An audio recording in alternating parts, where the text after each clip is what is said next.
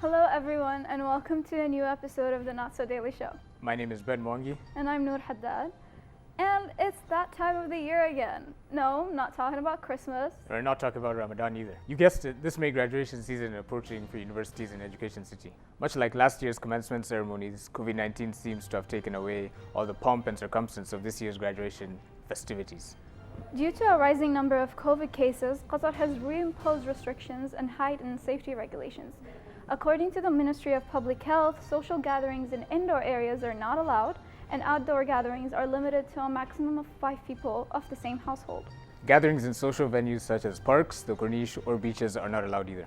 At the start of April, NEQ sent an email confirming that the commencement ceremony will be held virtually. This is due to the Ministry of Public Health's COVID safety guidelines, as well as the Ministry's recent rejection of NEQ's request to hold an in-person graduation. Georgetown, Weill Cornell, Carnegie Mellon, and Texas A&M have all announced that graduation ceremonies will be held virtually. Students, along with their friends and families, will be able to tune into the ceremony via web video broadcast. Graduation isn't the only college experience that students have lost in the last year. Because of the coronavirus and its effect on higher education, so many aspects of the college experience have been altered and diminished in the last year. Classes have been moved to online platforms such as Zoom, internships have been shifted online, exchange programs have been cancelled, and so have educational travel opportunities abroad. And as May approaches and this academic year draws to a close, for seniors, it's a race to find jobs too. Also be hearing from a former student today here to shed some light on postgraduate life. As seniors graduating this year begin to move into the next phase of their lives, they'll begin to grapple with new realities and challenges. It'll be crucial to see if university has done enough to help students in the next phase of their lives. Please stay tuned to hear more about that. But first, let's check in with our reporters, Wasay and Asma, to see what they planned for us today. Hi, my name is Wasimir, and behind the camera I have my colleague Asma Mulandika. Today, in this final episode of the Not So Daily Show, watch as we walk around DC and ask some rapid-fire questions to a senior from the graduating class of 2021. We will get to know her through her experience in university, what she's learned, and any advice she has for us.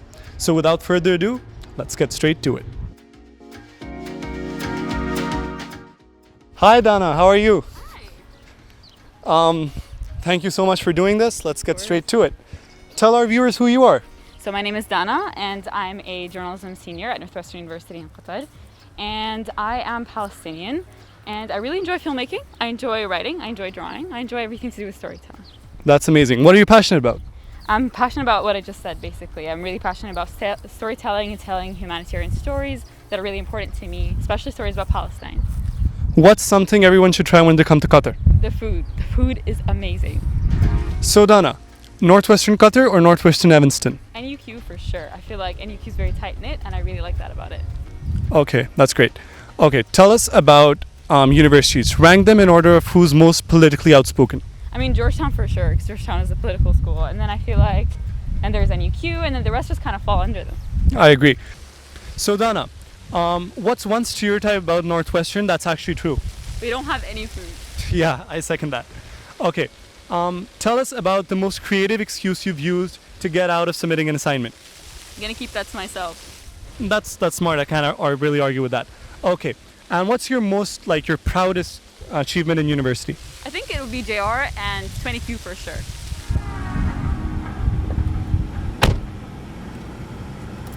So, I'm gonna ask you another question. Tell us about how the dating culture is in your university.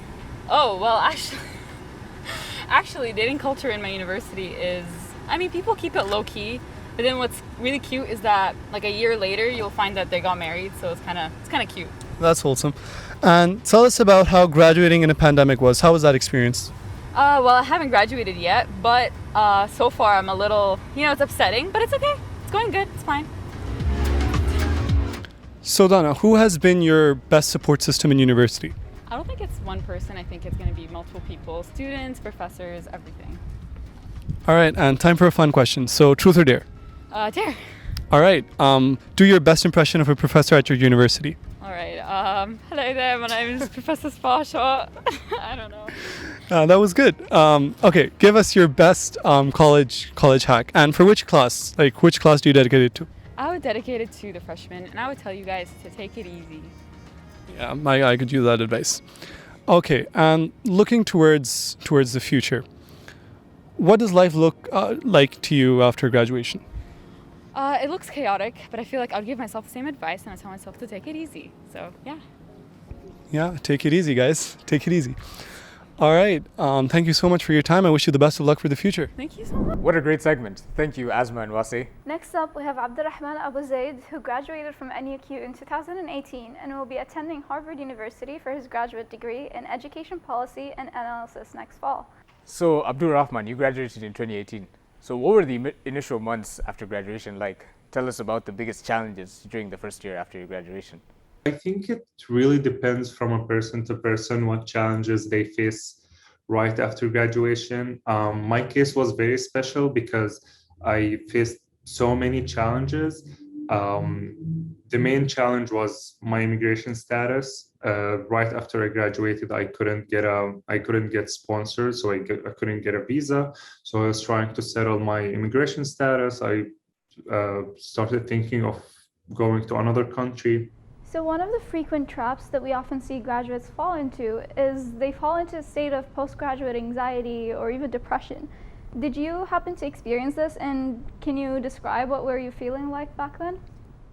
It's pretty normal to get into a status of anxiety or depression right after graduation because this transition from being a straight A student, being really good at school, knowing what's happening in your school, knowing what classes you're taking, how your performance is going, and then suddenly going out in the real world to like a very high level of uncertainty. So I think this high level of uncertainty really brings a lot of anxiety with it.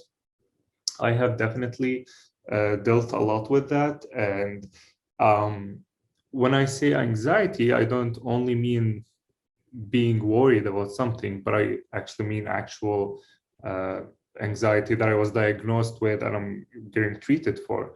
One of the triggers of postgraduate anxiety is the process of finding jobs. How is the process for you, and how did that work out during COVID-19? Now, after more than 2 years of graduation, I'm still not doing a full-time job that I would love to do with my degree.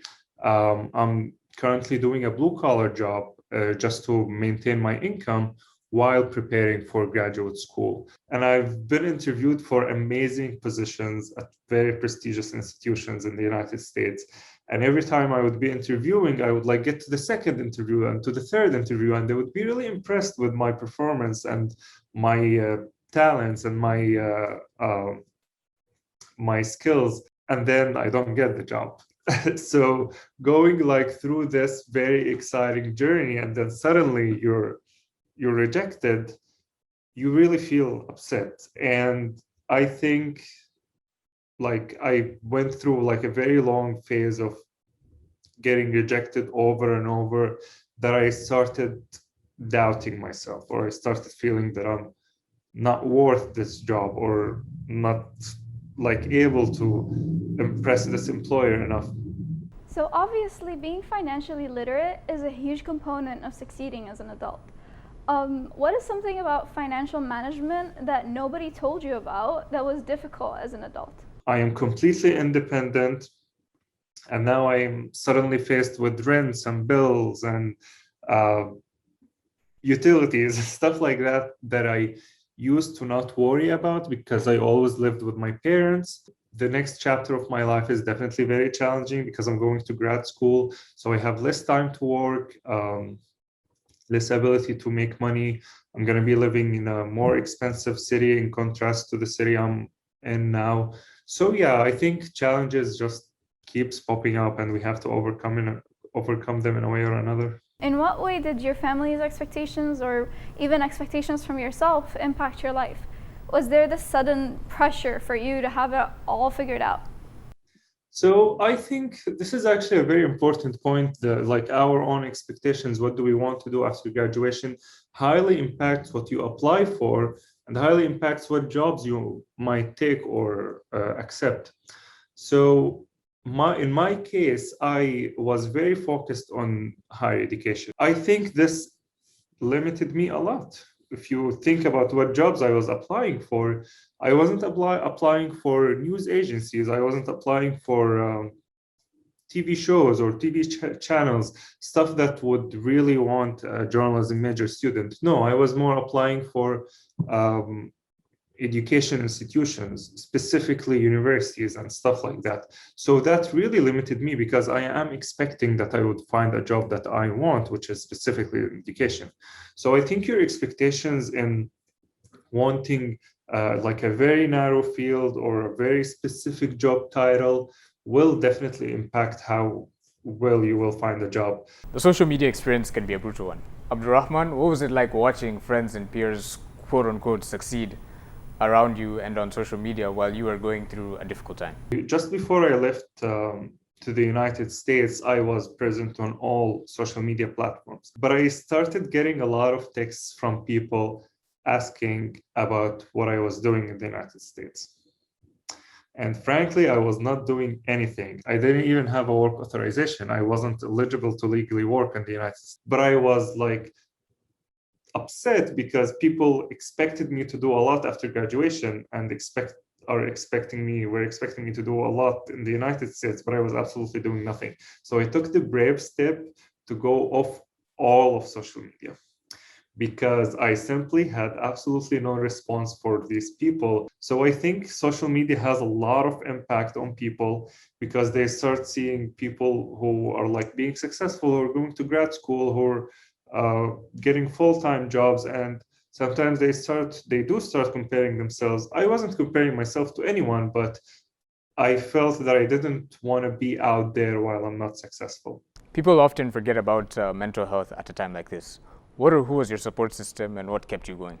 I think that you really need to build a good support system around you. And sometimes you think that you might be alone or whatever, but that's almost never true. You can always get support from so many people, whether they're friends, family, staff, faculty. Just reach out because we actually, as humans, we love supporting others. So whenever you reach out for someone, they actually understand that you need help and you're going through this phase, and they would help you like get through it. And do you think your schooling or your university prepared you for life? What skills would you have liked to learn and suggest students gain? I think it was 100% worth it because like right after I graduated, I got so many interviews in Doha and I got so many job offers. I felt that I was pretty desirable after graduation. I've had so many interviews. That means people see my resume, people see Northwestern, and they do know that I'm coming from a good institution. And I do believe that I have a lot of skills that I've gained with my education at Northwestern that even enabled me to now join Harvard University for graduate school. So yeah, I would say it's totally worth it, but that doesn't mean it's easier to get a job. Let's not make it seem like it's all doom and gloom. There must have been some wonderful parts apart from growing pains of defining yourself. Tell us about this and please share some advice to prospective students and graduates. If you ask me like 2 years back, if I could literally pack my stuff and go to another country and call it home, I would say absolutely not. But now I can do that. I think this journey has made me out of my comfort zone, and it made me more capable of doing bigger things. And now I can dream bigger. How would you personally define success? How would you advise our graduates define it as they embark on the next chapter of their lives? I think our standards start changing right after graduation because you start looking at stuff like titles, paycheck, employer. You start having different standards for what can make you successful, which is very wrong, I would say. I think you need to work with yourself on just simply self-satisfaction. I mentioned that I graduated more than 2 years ago, and I still couldn't hold a full-time position in the career that I want. which can arguably make me a not successful person. But I do find myself very successful because I was able to move to a new country. I was able to build a new life. I'm able to generate my own income, and I'm going to grad school at a very prestigious institution this fall. To me, this is successful. I find myself successful. So again, if you can set a goal, if you can achieve it, even if you could not, but you're still working hard for it, then you are a successful person and you should be proud of yourself. Thank you, Abdulrahman, for such an interesting discussion. Your stories and experiences help shed some light on what we all know can be a very challenging time for graduates. And finally, we at the Not So Daily Show would like to wish the graduating class of 2021 a very happy congratulations. That's all we have for this episode. We hope you enjoyed this season of the Not So Daily Show, and we hope to see you all next year.